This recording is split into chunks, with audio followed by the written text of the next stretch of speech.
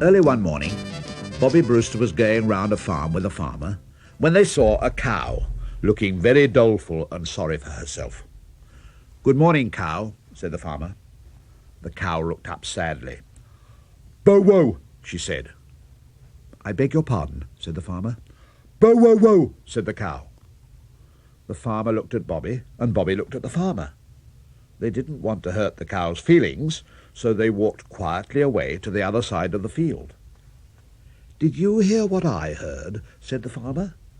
"Well, I thought I heard that cow say bow-wow-wow," said Bobby. "It seems a very odd thing," said the farmer. "I think we'd better give her some cow medicine." So they went over to the barn, and the farmer found a big spoon and a bottle with some very funny-looking stuff in it. Then they went back to the cow. Do you think they could persuade her to take that medicine? Not a bit of it. They tried every way they could think of, but it was no use. The cow wouldn't open her mouth. At least only once, and that was to say, bow-wow. They nearly got the spoon in between the bow and the woe, but they hadn't quite got time.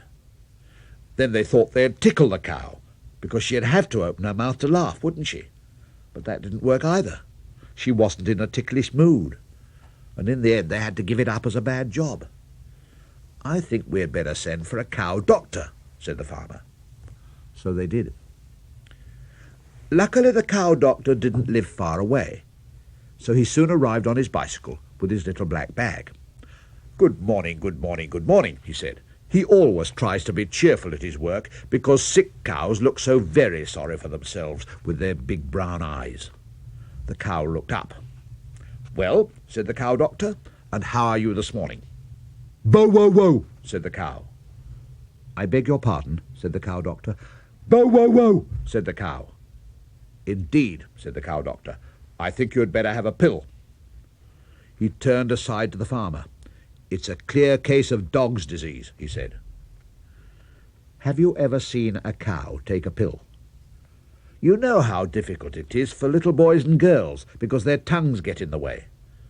Well, think how much larger a cow's tongue is than a little boy's or girl's. But this cow doctor was very clever. He got a glass tube and put the pill, quite a big white one, inside the tube. Then he asked the farmer to open the cow's mouth with his hands. He quickly put one end of the tube into her mouth and did a big blow down the other. The pill went shooting down the cow's throat and right into her tummy before she could even cough. As soon as it was over, she closed her eyes and went off to sleep. "Shh," said the farmer, and they tiptoed away to the other side of the field. "I'll call again in the morning," said the cow doctor. "In the meantime, please keep her quiet and comfortable." So they did. The next morning, the cow doctor came again, as he had promised. The cow still looked very sad. "Well," said the cow doctor, "are we any better this morning?" The cow looked up. "Meow," she said. "I beg your pardon," said the cow doctor. "Meow," said the cow. "This seems very complicated," said the cow doctor to the farmer. "I can't understand it at all. Yesterday it was a clear case of dog's disease, so I gave her a dog's disease pill. Now she seems to have cat's disease. I think I'd better give her a cat's disease pill just to keep her quiet, and then we'll send for a cow specialist." So they did. The cow specialist had to come all the way from Vienna, so he came by aeroplane and didn't arrive till the afternoon. He wore horn-rimmed spectacles and looked very clever. As soon as he landed, in a field not very far away, he hurried over to see the cow.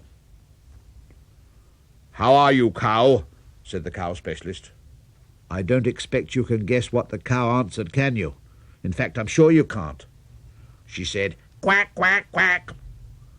The cow specialist didn't look in the least bit surprised, which rather disappointed the cow, because she had hoped to cause quite a stir with her quack-quacking. "Get up," said the cow specialist. He had such a stern way with him that the cow thought she had better do as she was told. "Run round the field," said the cow specialist. Now running round the field was the last thing the cow felt like doing. but she ran, and when she had reached a cluster of thistles, the specialist suddenly shouted, "Sit down!" in a huge voice, and down she sat, plump in the middle of the thistles. "Moo!" she said, and jumped 10 feet in the air. "I beg your pardon," said the cow specialist. "Moo!" said the cow. "Repeat that, please," said the cow specialist. "Moo!" said the cow, much more loudly. And you know, from that day to this, she has never said anything else but moo, which all goes to show what a very clever cow specialist that cow specialist was, doesn't it? Of course, the farmer was delighted. So he invited the cow specialist, the cow doctor, and Bobby Brewster home to the farm for tea. And can you guess what they had to eat? Sardines.